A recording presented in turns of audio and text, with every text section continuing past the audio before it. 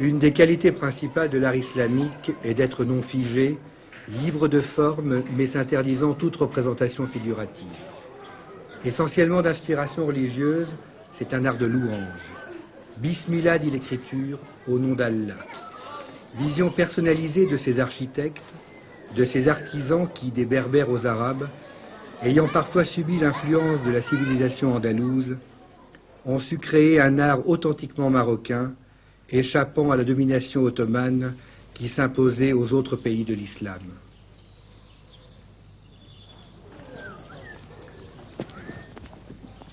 Pour la première fois, on a pu filmer l'intérieur de ces palais royaux, de ces mosquées et médersas témoins de la grandeur de l'architecture marocaine. Le guebs, ce plâtre marocain préparé à la main, soigneusement tamisé et savamment dosé pour ne pas durcir trop vite, est un des éléments les plus décoratifs de l'artisanat.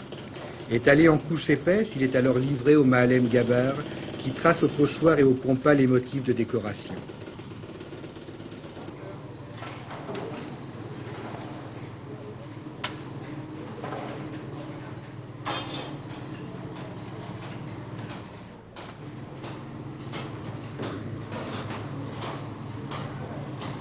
De Fès, de Casablanca, de Meknès, d'Agadir et de Rabat, des milliers d'apprentis, les Mata Alem, font que cet artisanat est aujourd'hui vivant et fécond.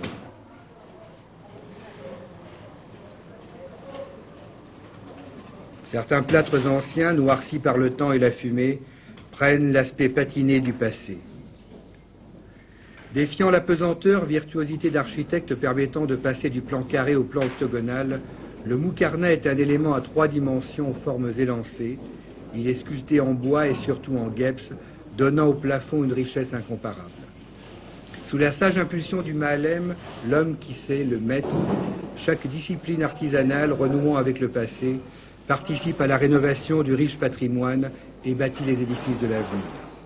La Manoussine, l'un des plus jeunes et dynamiques Mahalem, travaille directement avec ses ouvriers. Une fois le moukarnas est construit, on enlève les moules.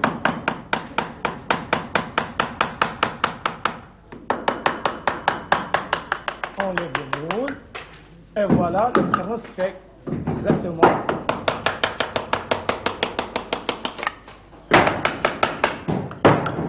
Voilà. Alors, on aura des pièces ici. Alors, on place du plâtre pour faire le nettoyage du moukarnas. C'est-à-dire le faire rentrer avec la main, le faire nettoyer parce qu'il reste des trous du moule qui sont mal faits.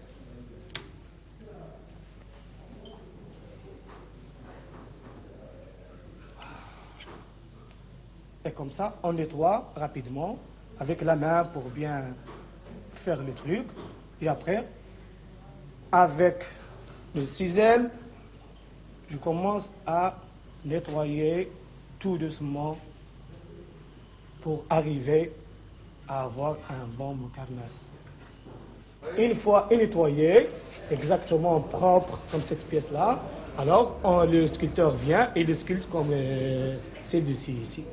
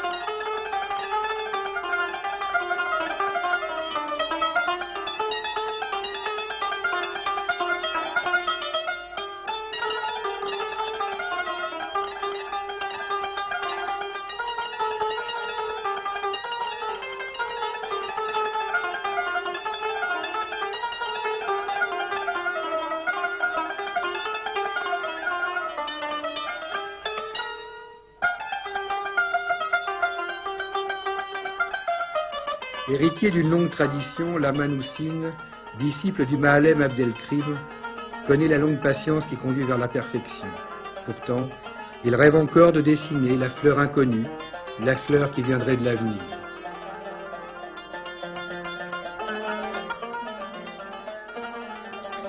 Issu de la plus prestigieuse famille de fondeurs de cloches d'Annecy, installé au Maroc depuis plus de 10 ans, André Paccard, décorateur amoureux de l'islam, est le principal artisan de la rénovation des palais royaux et des mosquées. Il a participé à la création du futur palais d'Agadir et du Parlement de Rabat, ouvrage qu'il a rédigé sur l'artisanat traditionnel islamique en architecture fait autorité. Sous sa direction, les Mahalem de toutes les disciplines collaborent et dévoilent pour la première fois certains de leurs secrets jalousement gardés. Non, c'est une coquille exactement, je l'avais appelé moi une coquille Hassania. Et on l'a appelé Hassania parce que toutes les dynasties ont une coquille. Mais comme notre roi s'appelle Hassan, alors je l'avais appelé Hassania. C'est une volonté absolue du roi Hassan II que de promouvoir cet artisanat. C'est une chose qui a débuté réellement lorsque Sa Majesté le roi a décidé de réaliser le mausolée de feu Mohamed V. Et ce mausolée est une merveille de composition artisanale.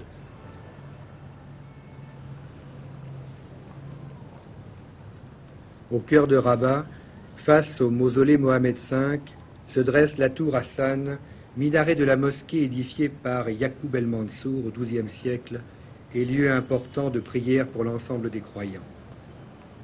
Chef-d'œuvre de l'art traditionnel marocain, le mausolée Mohamed V est composé d'un ensemble de bâtiments très classiques où se marient, dans un raffinement non dénué de noblesse, le bois, le plâtre et le marbre sculpté.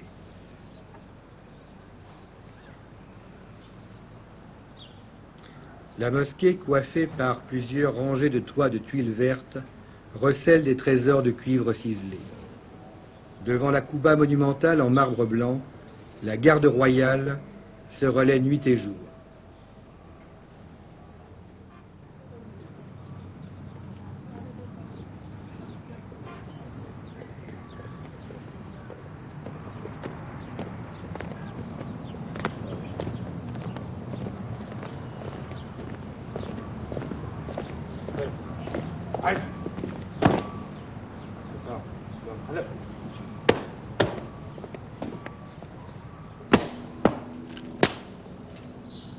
Quand on commence à essayer de comprendre l'art islamique, la première chose qui frappe est que cet art est un art qui n'est absolument pas figuratif, c'est-à-dire que l'on ne retrouve aucun motif, même que ces motifs cherchent à se rapprocher de la nature ou surtout d'un être humain.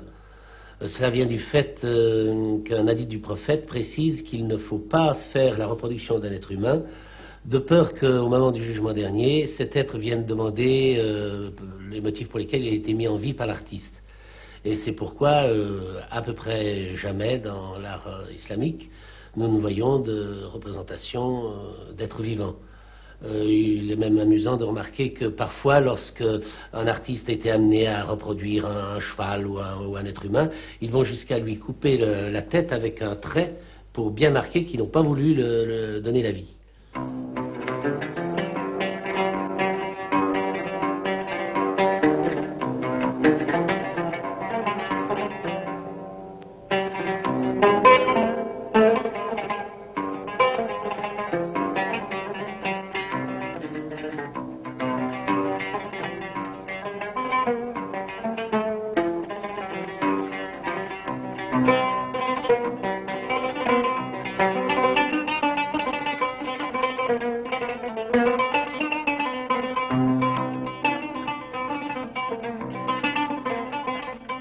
Il faut s'émerveiller de la variété des motifs et des couleurs qui s'harmonisent dans chaque élément de cet artisanat. Le zélige, le gueps, la dinanderie, le bois, composants principaux des formes et des reliefs.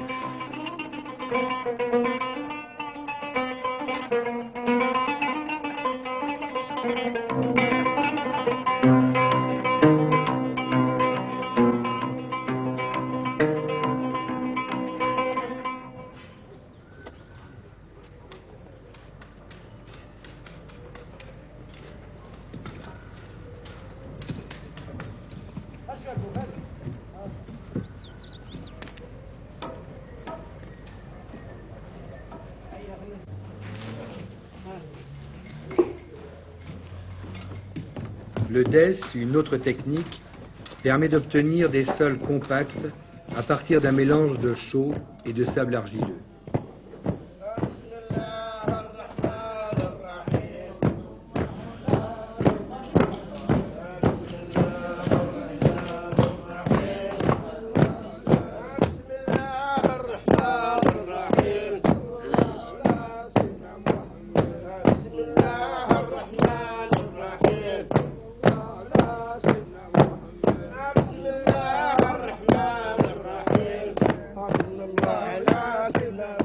Frappé en cadence par des ouvriers au travail et rythmé par des chants, le sol est ensuite soigneusement poli à la main et devient dur et lisse comme du marbre.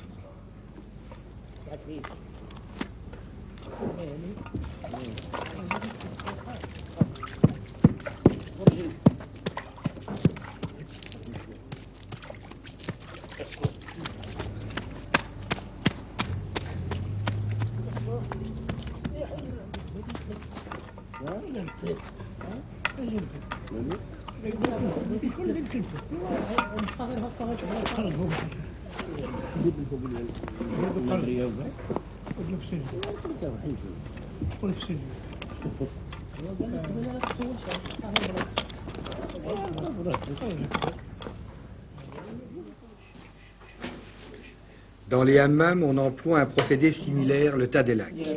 Les murs et le plafond sont enduits d'une pâte formée de savon noir et de jaune d'œuf qui permettra à l'eau de se condenser en fines gouttelettes. Une recette traditionnelle et non conventionnelle.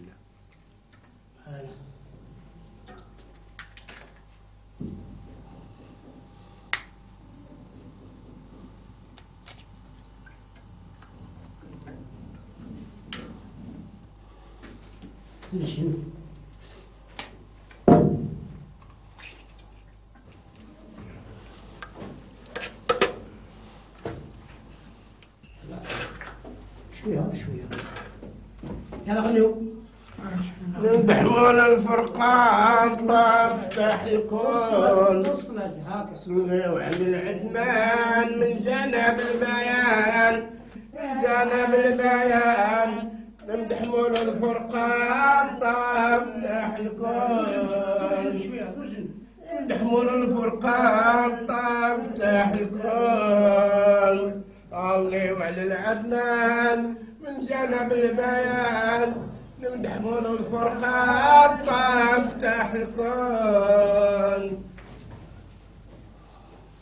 On a retrouvé des artisans qui étaient des malèmes qui étaient devenus garagistes, d'autres qui étaient devenus pharmaciens, parce que cet art n'était plus développé. Et par une sorte de mémoire collective, tout le monde a retrouvé ses règles et ce métier est redevenu à l'honneur.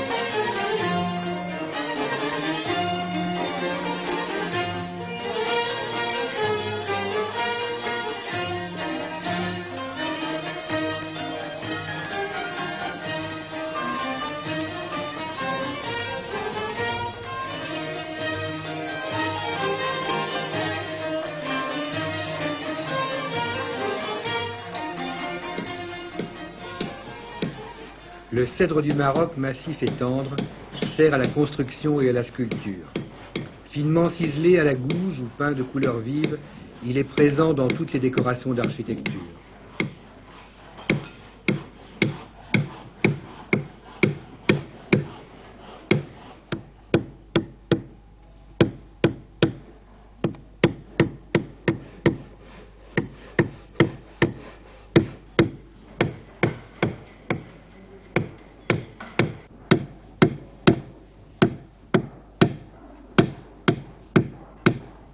Le Ma'alem est un poète qui n'écrit pas sur demande. Pour Si Bara'al, rien n'est tracé. L'œil du sage connaît la matière et les reliefs du bois et surveille l'habileté et la précision du tourneur de moucharabier.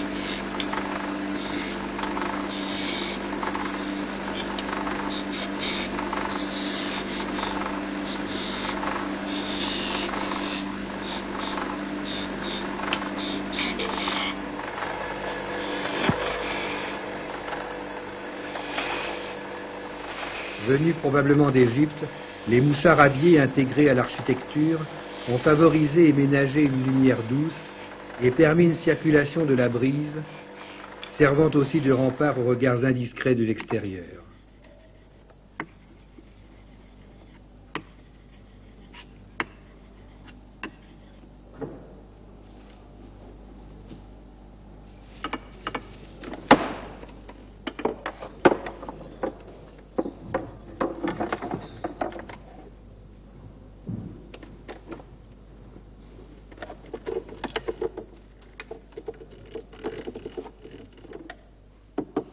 L'artisan qui a conservé la méthode ancienne semble, avec son archet, en travaillant avec son pied, posséder trois mains.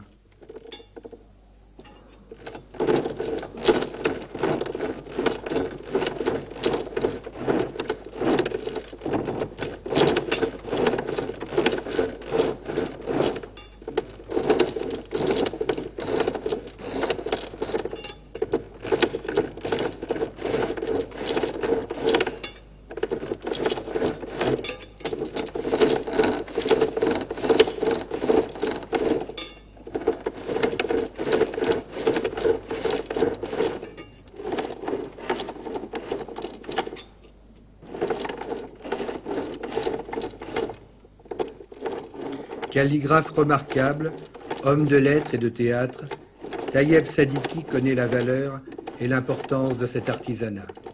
C'est un art essentiellement manuel, essentiellement artisanal, c'est-à-dire que tout se fait par les doigts de l'homme et toute notion d'industrie est absolument bannie.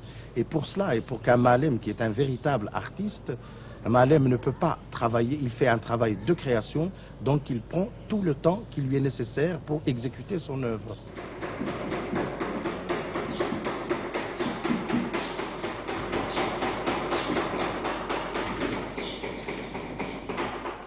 Dépositaires des secrets de plusieurs générations, les Ma'alem perpétuent l'artisanat traditionnel, mais savent aussi s'adapter et créer de nouvelles arabesques.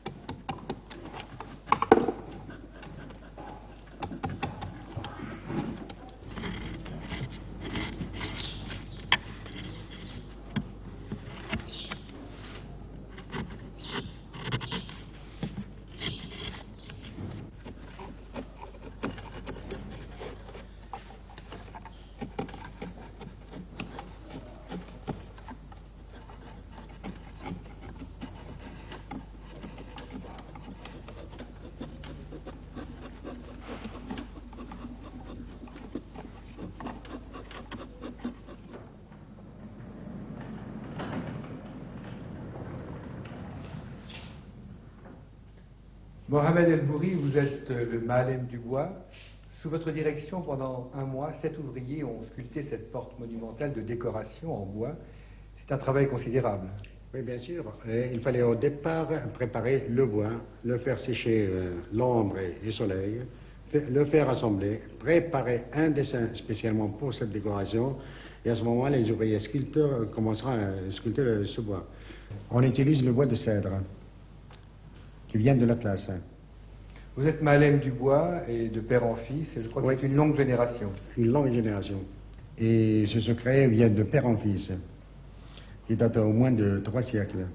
Une autre forme de travailler le bois est très importante et qui est faite également dans vos ateliers, c'est le bois peint, le zouak. Oui. Comme ce panneau que vous voyez devant vous. Comme vous voyez ce panneau qui est en train de se terminer avec du zouak, il y a déjà une préparation pour l'ensemble. La préparation du bois à sculpter et la préparation du bois à jurer. Et en plus, il y a l'amélioration à préparer suivant la géométrie. Et cette géométrie demande un temps énorme pour la préparation. Et en plus, il y a la question de la coloration. Cheta. Les pinceaux avec lesquels le peintre travaille, ils sont faits par eux-mêmes et ils sont en fait en poil d'âne. Pour restaurer la Kouba ancienne d'un palais de Marrakech, le Ma'alem Mustapha Zouhir a retrouvé les secrets de fixation des couleurs à base de gousses d'ail utilisées en saumure. Et l'on redécouvre, émerveillé, les peintures d'une éclatante fraîcheur.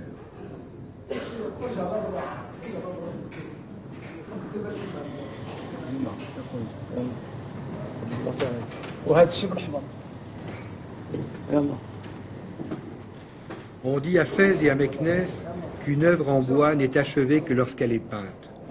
Le zouak, le bois peint, devient dans son univers coloré l'iris pailleté et chatoyant. Qu'il utilise comme jadis la peinture minérale à base d'œufs ou des mélanges plus subtils, les zouakas mettent des semaines pour réaliser chaque œuvre importante. La minutie de leur art est infinie.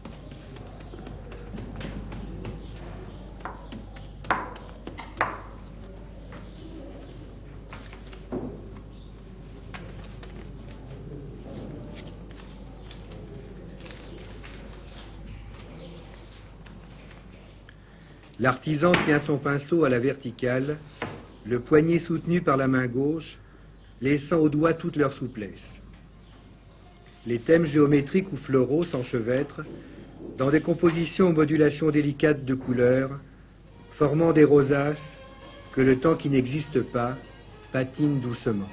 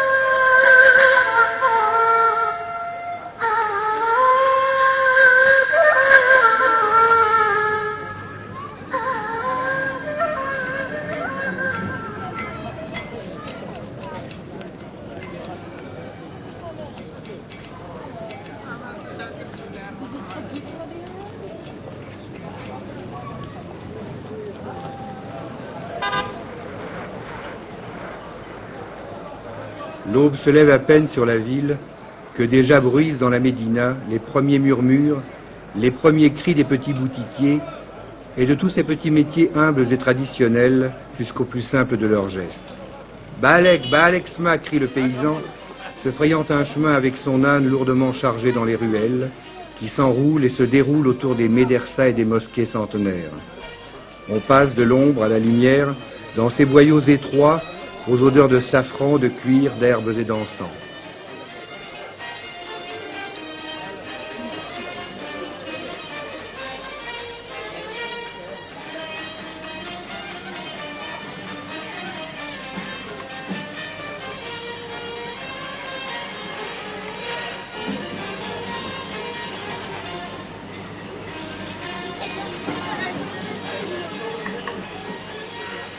Les teinturiers, eux-mêmes trempés dans leurs couleurs, côtoient les linandiers qui cisèlent les cuivres rouges et jaunes sous l'œil attentif de leurs apprentis.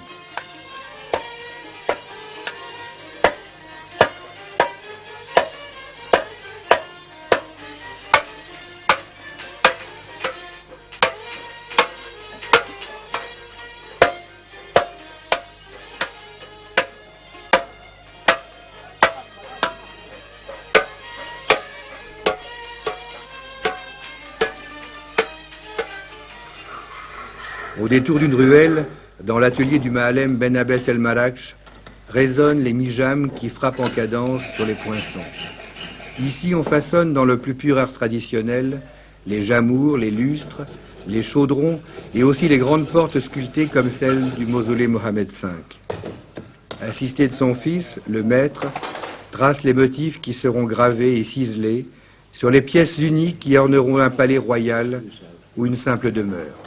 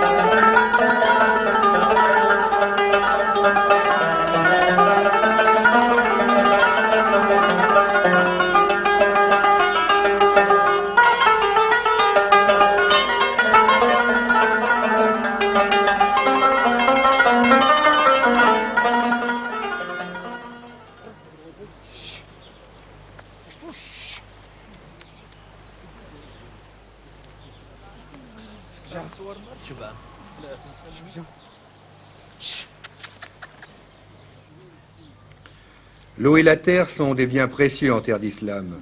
Le paysan cultive son champ et construit sa maison. Et l'artisan de Fès utilise l'argile pour créer les éliges, ces carreaux de terre cuite qui deviendront revêtements multicolores.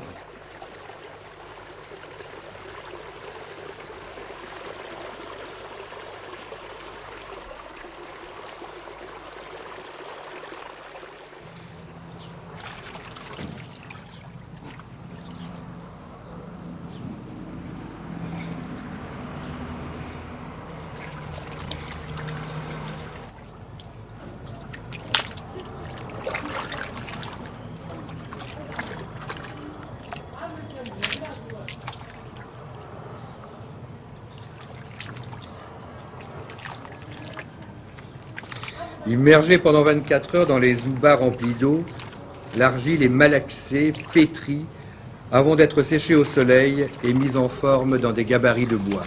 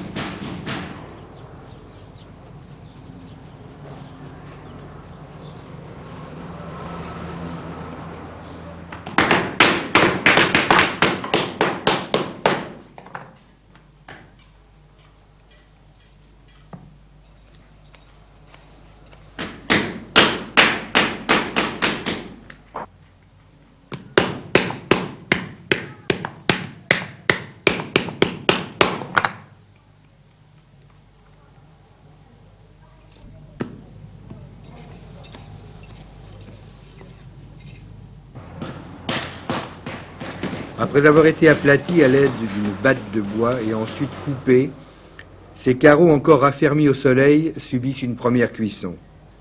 Ces fours, dont les formes et les techniques n'ont pas varié depuis des siècles, sont alimentés par des noyaux d'olive concassés qui donnent à l'air ambiant une odeur douceâtre.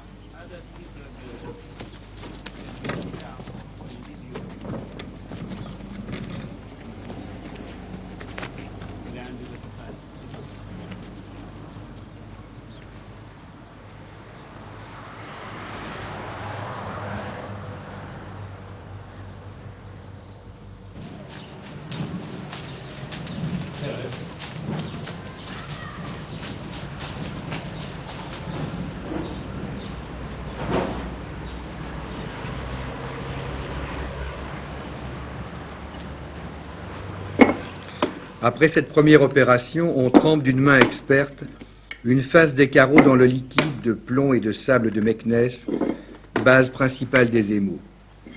Pour obtenir les rouges vermillons, les jaunes safran ou les bleus profonds, on aura mélangé des pierres et des poudres de Fès ou du Sahara.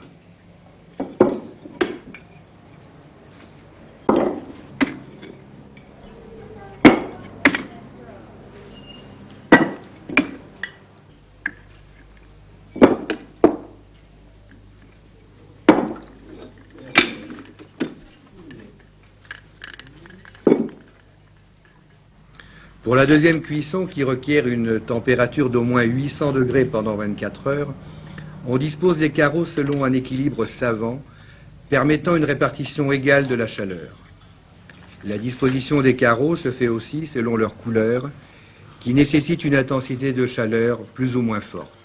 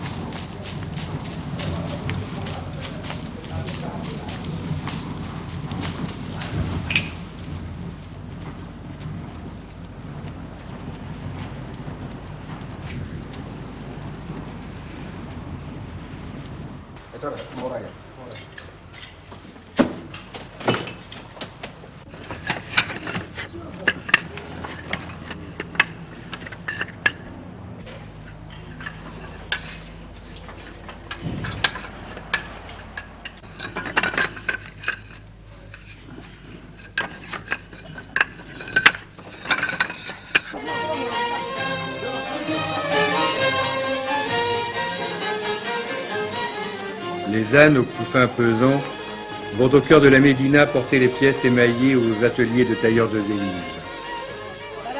Dérivé de la mosaïque byzantine, l'art du zélige se retrouve dans toutes les décorations de l'architecture marocaine. Il n'est que voir tous ces entrelacs, rosaces et motifs polychromes, où parfois un zélige de couleurs ou de formes différentes rompt l'harmonie parfaite qui ne peut être que celle d'Allah.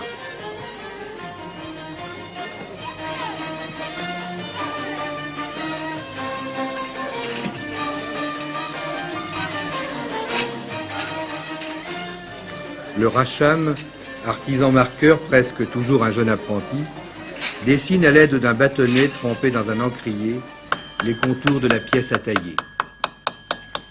Ensuite a lieu l'opération la plus délicate, le takzir ou découpe du zélige. Le coupeur, le Maalem Kassar, le coup de calé sur des genoux, utilise dans un geste précis de métronome le mankash, un marteau tranchant comme un rasoir. De ce mouvement 1000 fois répété, exécuté avec une précision infaillible, naissent les zéliges multiformes et colorés.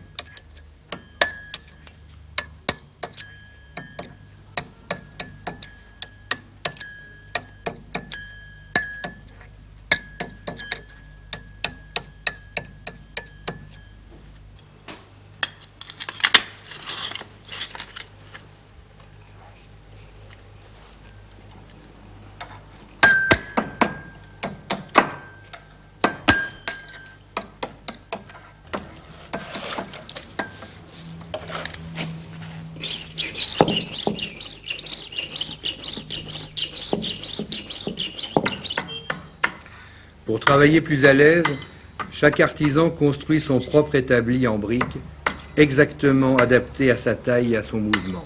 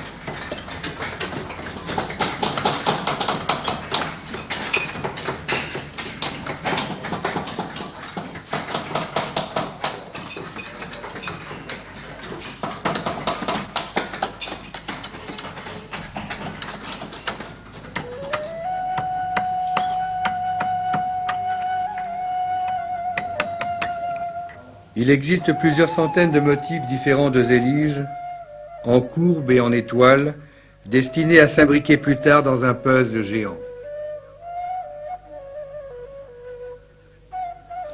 Soucieux de respecter l'interdiction de représentation figurative et passionnés par la science des nombres, les artistes islamiques ont été influencés par la tradition venue de l'Inde et de la Perse qui leur a apporté les carrés magiques. En particulier, comme l'explique André Paccard, le carré védique, générateur de multiples combinaisons que les artisans utilisent aujourd'hui en alliant la tradition et leur invention propre créatrice de nouvelles variantes. Le carré védique consiste à faire une case avec 9 casiers, 1, 2, 3, 4, 5, 6, 7, 8, 9 verticales, la même chose horizontale. J'ai ici, par exemple, je dois avoir dans le bouquin ce fameux carré védique, et on voit ici, par exemple, 6 par 6, 6 fois 9, 36, 6 et 3, 9, on retrouve donc le chiffre 9 au centre. Alors après, il suffit de réunir tous les points 9 entre eux, tous les points 7 entre eux, et ça nous donne des figures qu'on voit ici, qui sont composées par ces réunions de points définis par le carré védique, et ensuite en faisant pivoter ces motifs, on arrive à créer les étoiles et toutes ces compositions qui sont des éléments et qui sont les grilles qui donnent la discipline à cette composition. Lorsque l'on a établi ces tracés régulateurs, on peut donner un aspect complètement différent en changeant les couleurs et en changeant les valeurs. Et je me suis amusé à mettre un exemple avec des calques, et dans l'ouvrage, on a sur le calque ici la grille elle-même. Eh bien cette grille, si appuyée ici donne un certain dessin, appuyée de ce côté elle donne un dessin totalement différent, et personne ne pourrait imaginer que ces deux dessins ont été faits selon la même grille. Corne de la gazelle. Vas-y. Hélice. هذه عدم الزيتون noyau d'olive. هذه ورق التين feuille de figuier. هذه مزق ça c'est une canette du tisserand. هذه مشط ça c'est un peigne. هذه العنق le cou. قنديل la lampe merveilleuse, la lanterne. كرة ballon, et ainsi de suite.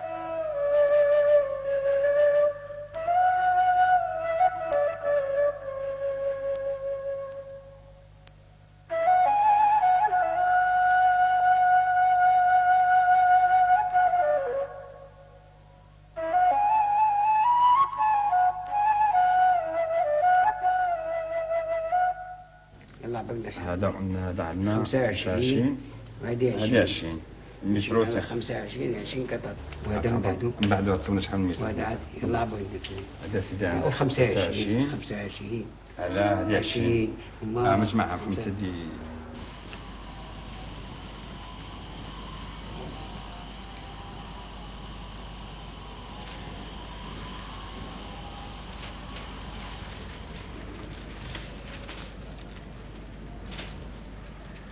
Sur un sol parfaitement lisse, l'artisan trace les lignes essentielles de la composition décorative. Les éliges sont ensuite disposées émail contre sol, en commençant par la rosace centrale qui servira de tracé régulateur pour l'ensemble de l'œuvre. Alors s'assemble à l'envers ce puzzle impressionnant.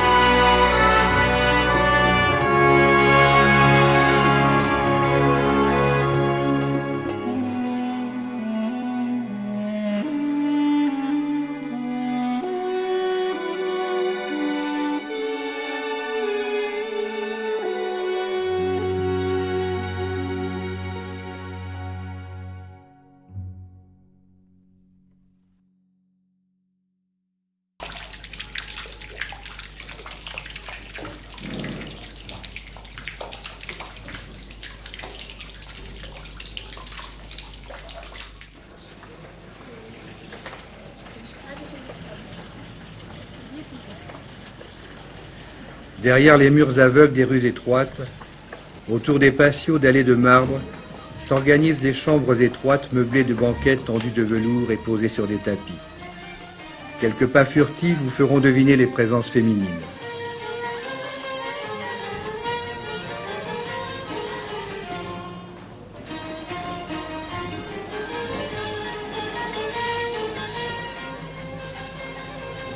Une recherche constante entre l'eau et la lumière inspire la décoration de ces intérieurs qui font appel aux richesses de l'artisanat, comme l'explique Tayeb Sadiki. L'art dans l'architecture marocaine fait partie intégrante de ce qu'on appelle l'art arabo-musulman. Mais c'est quand même un art authentique, ou en tout cas qui a sa personnalité propre. Vous savez que le Maroc est le seul pays arabe à ne pas avoir subi ce qu'on appelle la civilisation ottomane. les Turcs se sont arrêtés aux portes du Maroc et le Maroc a su garder cette personnalité.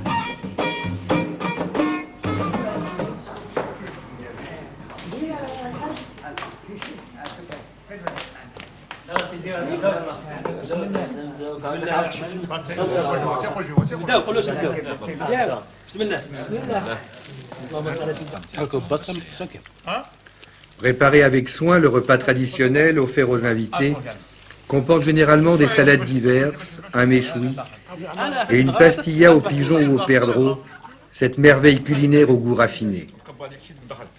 Thé brûlant, thé à la menthe, rituel minutieux, cérémonie conviviale indispensable après chaque repas.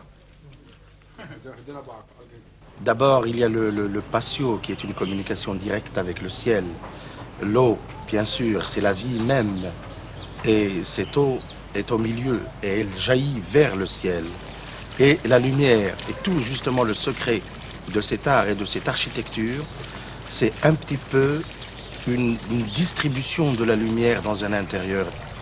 Dans le Coran, Dieu se définit lui-même et il se dit lumière sur lumière.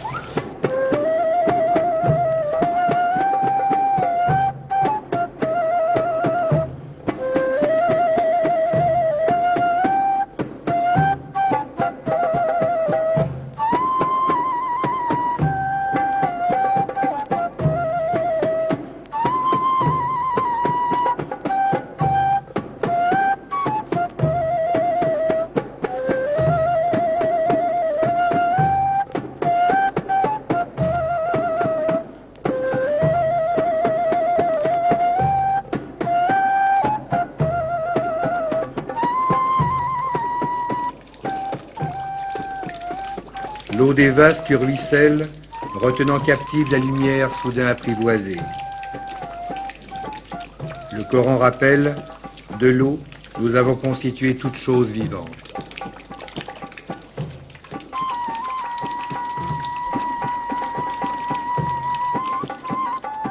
La pierre n'a pas de possibilité d'être autre chose qu'une pierre, mais plusieurs pierres réunies deviennent maison de Dieu, dit le poète.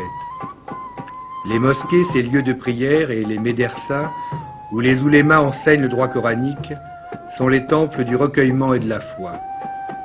Ces édifices, domaines de l'esprit, demeures de Dieu, sont avec leurs portes largement ouvertes, aussi accessibles que les demeures des hommes.